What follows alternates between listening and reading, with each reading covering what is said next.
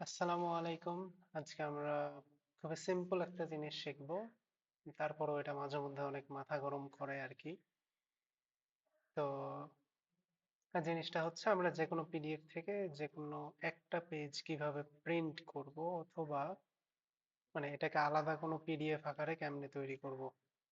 তো আমাদের অনেক সময় আমরা যখন আহ কোনো একটা পিডিএফ পড়ি, সেখান থেকে আমাদের কি করতে হয়, হয়তো ডাটা শিট টা আলাদাভাবে প্রিন্ট করতে হয়, অথবা যে কোনো একটা পেজ আলাদাভাবে আমাদের পিডিএফ করা লাগে।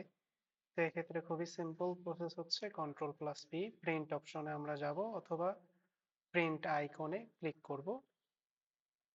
দেন প্রিন্টের অপশন আসলে আমরা এখান থেকে কাস্টম পেজে চলে যাব। এই কাস্টম পেজে আমি মনে করলাম যে আমি 5 নাম্বার পেজটা প্রিন্ট করব, এখানে 5 নাম্বার প্রিন্ট শো করবে। তাহলে এখান থেকে ডিরেক্ট আমরা প্রিন্ট অপশনে চলে যাব।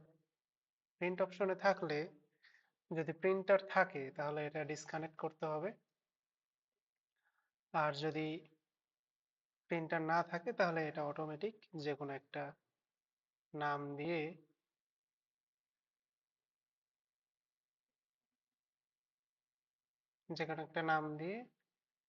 সেভ করলেই আমাদের এটা নতুন পিডিএফ হিসাবে সেভ হয়ে যাবে।